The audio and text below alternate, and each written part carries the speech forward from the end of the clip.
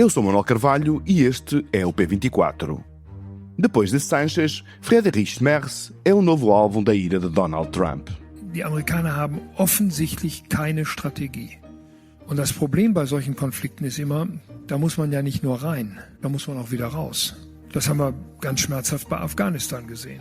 20 Jahre lang. Wir haben das im Irak gesehen. Palavras duras. No encontro com estudantes, o chanceler alemão Friedrich Merz afirmou que uma nação inteira está a ser humilhada pela liderança do Irão, especialmente pelos chamados guardas da revolução. A nação é americana, a arma dos iranianos é a astúcia e o grande problema a não haver na administração Trump um plano de saída do conflito, disse o chanceler. A resposta não se fez esperar. Trump acusou Merz de não ser capaz de arranjar o seu país, especialmente no que diz respeito à imigração e à energia, e de ser totalmente ineficaz no que toca à guerra entre a Rússia e a Ucrânia. Ao seu estilo vingativo, Trump afirmou que a América vai taxar os carros europeus em 25% e promete retirar mais de 5 mil soldados estacionados na Alemanha. We're going to cut way down, and we're cutting a lot further than 5,000. Thank you very much. Merz não pode ser acusado de ser agressivo. Ao longo do seu mandato, fez parte do coro europeu do apaziguamento até quando Donald Trump agia como provocador de serviço. Voltou a mostrar o mesmo tom. Mas lá foi dizendo que a guerra no Irão deve acabar e que a Europa está a pagar por um erro que não cometeu. Estará em curso a transformação de Merz num líder mais assertivo e condizente com o papel que a Alemanha representa na Europa e no mundo? Vale a pena olhar para o personagem e indagar se está em curso uma mudança, ou melhor, que mudança estará a acontecer em Berlim. Depois de prometer criar o maior exército convencional da Europa, chegando até a enterrar o sacrossanto compromisso alemão com o déficit para elevar a despesa militar para 86 mil milhões de euros este ano, Merz continua a ser uma voz empenhada e ativa na redefinição do papel da Europa no mundo com a parceria transatlântica esfrangalhada. Apesar do seu poder ser trêmulo no plano interno, com taxas de aprovação popular baixas e perspectivas sombrias para as eleições estaduais deste ano, Merz está a tirar Berlim e a Alemanha da condição de parceiro envergonhado e a falar cada vez mais alto, embora sempre em articulação com os parceiros europeus. Será este conflito verbal com Trump uma prova dessa nova atitude mais afirmativa da Alemanha? Estará a Alemanha pronta para interpretar o sentimento geral dos europeus em relação a Trump e a seguir o discurso desafiante do presidente do governo espanhol, Pedro Sánchez? Oportunidade para falarmos com Mónica Dias, doutorada em Ciência Política e Relações Internacionais e diretora do Instituto de Estudos Políticos da Universidade Católica Portuguesa. No seu longo currículo académico consta a docência na Universidade Alemã de Colónia. Este é o P24, o seu dia começa aqui.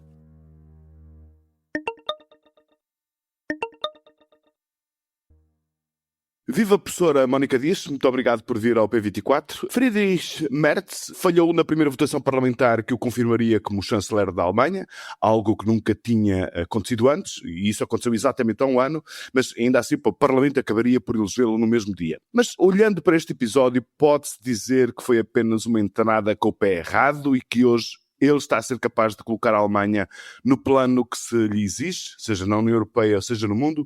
Como é que a professora avalia este primeiro ano do seu mandato? É uma pergunta que realmente interessa muito para perceber toda a constelação pela qual a Alemanha está a passar neste momento. E, na verdade, esta eleição de Friedrich Merz, mas também do seu partido, não representou uma grande vitória.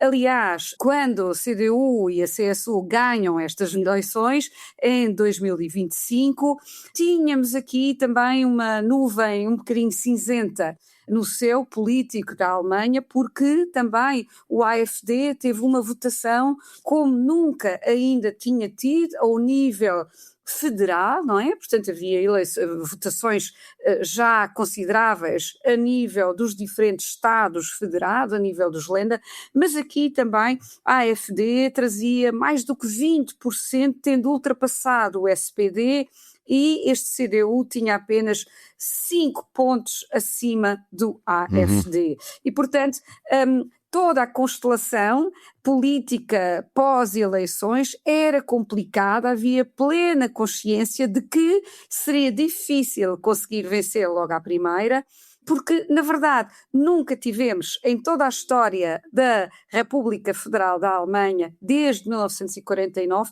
uma constelação destas, com tantos partidos e, sobretudo, com um partido antissistema tão demarcado, não é? E, portanto, à partida, não podemos dizer que foi só nesta eleição, depois do Bundestag, que não correu muito bem, mas na verdade temos aqui já uma primeira consequência do que seria a política neste novo Bundestag com um grupo parlamentar do AfD, a Alternativa para a Alemanha, tão expressiva. E depois não ajudou também aqui, digamos, o próprio feitio de Friedrich Merz, que é ao contrário de Angela Merkel, ou ao contrário até de Scholz, Olaf Scholz, um homem muito mais impulsivo, um homem que vem da economia, um homem que às vezes toma decisões muito rápidas, que simplifica contextos políticos, que, por exemplo, se tornou famoso por dizer que, enfim, as políticas de impostos e de finanças deviam caber numa pequena folha.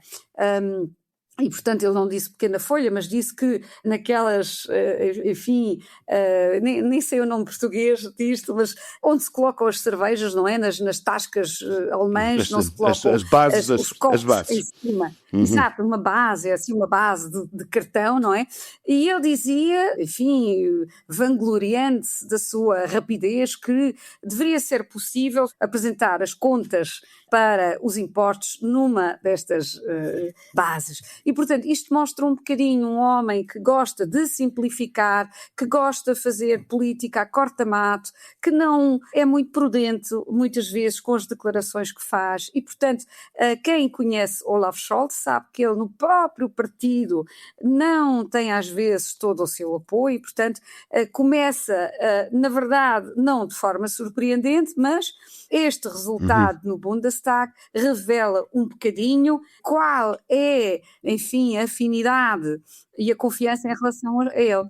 Mas, professora, pode-se dizer, portanto, que esse estilo, essa personalidade tão vincada do chanceler, pode de alguma forma justificar as críticas bastante violentas que fez ao cenário atual do conflito no Irão, quando ele disse que os Estados Unidos, a nação americana, estava a ser humilhada? Enfim, isto por um lado, porque ele, de facto, tem essas declarações, são muito assertivas, não é normal, nós não estamos habituados a ouvirmos essas declarações tão assertivas como estas por parte dos chanceleres alemães, mas, por outro lado, ele depois tentou ser contemporizador. O que é, essencialmente, o chanceler Merz? É o primeiro ou é mais o segundo contemporizador? Os dois. Ou seja, ele é um homem de negócios. Repare, ele não é um homem que passou as últimas décadas nem no Bundestag, nem na diplomacia. É um homem que faz negócios e, por essa razão, até é aparentemente um homem mais propício a dar-se bem com Donald Trump. Porque também é transacional, não é? São os dois transacionais. São os dois transacionais. Obviamente que Merz um bocadinho menos, porque é alemão, porque tem um estilo diferente. Quer dizer, eu acho que Donald Trump é inimitável, não é? Portanto, não temos, é único. E, portanto, Merz também é, e justiça lhe seja feito, um verdadeiro atlanticista, portanto é alguém que acredita muito nos Estados Unidos, que admira os Estados Unidos, que acredita nas relações transatlânticas, que acredita na NATO e, portanto, eu creio que muito daquilo que agora ouvimos é um pouco injusto. Agora, é um homem que não é um diplomata, que quando se irrita diz coisas porque está irritado e repara estas palavras que proferiu e que tanta tinta já fizeram correr. Na verdade foi dita num contexto de uma escola, enfim, em que miúdos lhe perguntam o que é que ele acha e está pressionado. E se não houvesse redes sociais e, enfim, provavelmente nem sequer estaríamos a falar nisso, nem Donald Trump jamais teria ouvido falar nesta visita, ou seja, temos de descontextualizar também. Agora, obviamente que um chanceler de um país tão importante para a economia mundial e que é, digamos, um eixo fundamental da força europeia, quer do ponto de vista económico, financeiro, mas também militar, não é? Obviamente deveria ter sido mais prudente, mas de certa forma também temos que entender que não será talvez a melhor estratégia para a Europa ouvir todas as humilhações que aí vêm de Donald Trump, porque Donald Trump dirige-se quer contra a Espanha, a Grã-Bretanha, Itália, o Papa, quer dizer, parece-me que uma atitude à Rute não é o que mais interessa à Europa, não é sequer o que mais interessa à NATO e não é possível, por mais mansinhas que sejam as falas, apaziguar Trump, porque Trump será sempre Trump. E hoje está zangado com Merz, mas amanhã pode voltar a ser o melhor amigo de Merz. A esse propósito, enfim, nós entretanto soubemos, portanto, da intenção do governo norte-americano de aumentar as tarifas dos automóveis que penalizam particularmente a Alemanha para 25% e foi também anunciada a intenção de tirar pelo menos 5 mil homens. Entretanto, Donald Trump já disse que seriam mais que 5 mil homens das bases norte-americanas na Alemanha. Uma pergunta simplista, quase a preto e branco. Do ponto de vista geoestratégico, retirar de lá o pessoal, isso vai afetar mais a Alemanha ou os próprios Estados Unidos? Vai afetar a NATO, vai afetar os países europeus e também os Estados Unidos, obviamente. Mas repare... Retira-lhe capacidade de projetar o seu poder, nomeadamente para a África e para o Médio Oriente. Exatamente. Repare que Donald Trump e os Estados Unidos precisam de muitas destas bases em toda a Europa, não só na Alemanha.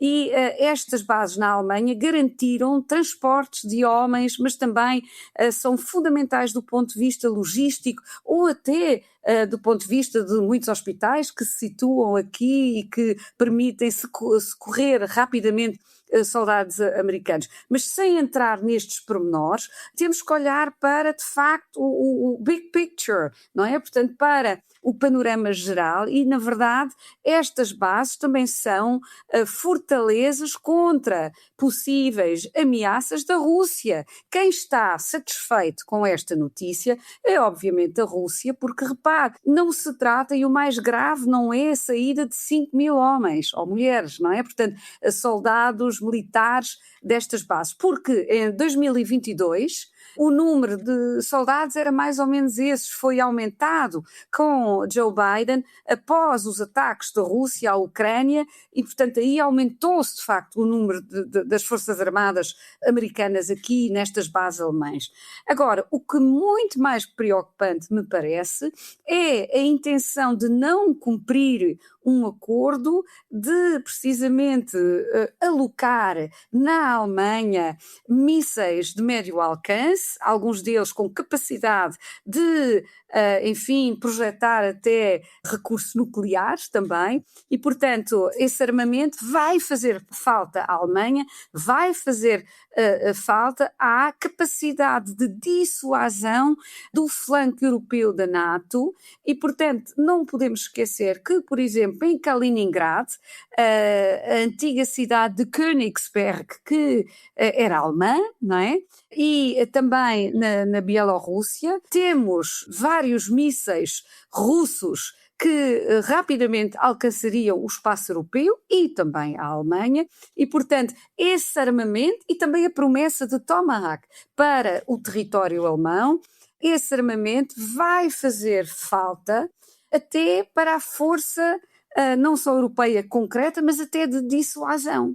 E portanto, quem ganha com isto, obviamente, é a Rússia. E há outro aspecto também que me parece que é talvez o mais grave de todos, é se Trump não entende que a NATO é efetivamente também uma aliança de valores, além de ser também uma aliança de defesa, com certeza, também não entende que o que termina aqui é a confiança.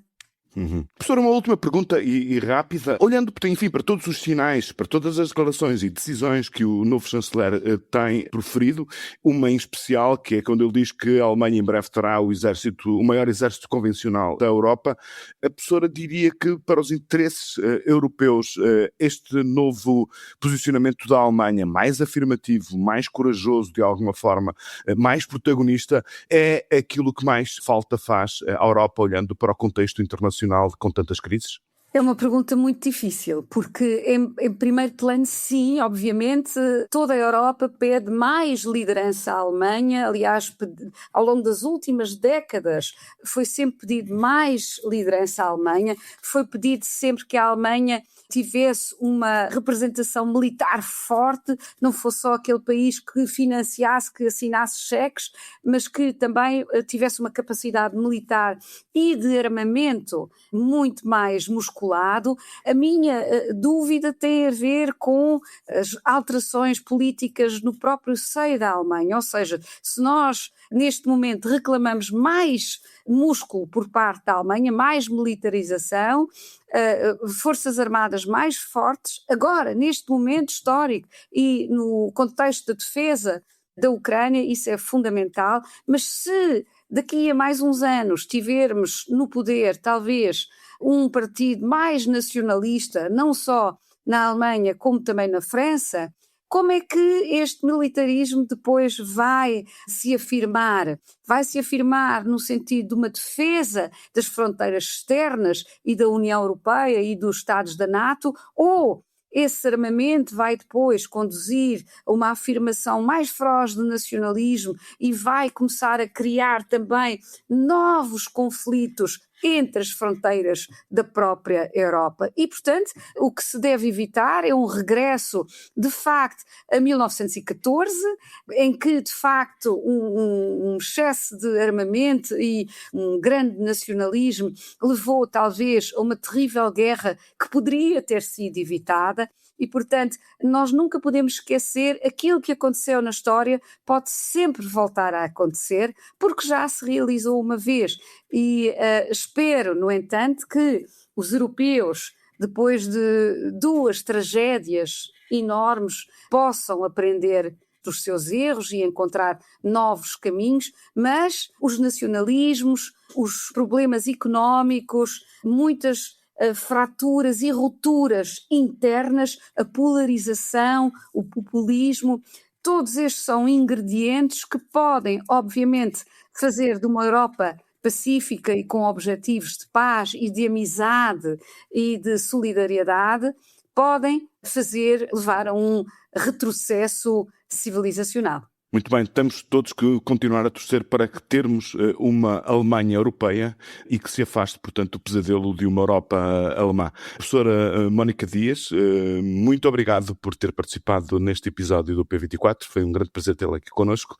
Até uma próxima. Muito obrigada. É verdade, como sempre, há histórias reais mais improváveis que as da mais pura ficção. Como a de Gilles Bertin, que o jornalista Mário Lopes nos desvenda na última edição do Y. Bertin tornou-se conhecido entre os melómanos de Lisboa dos anos 90.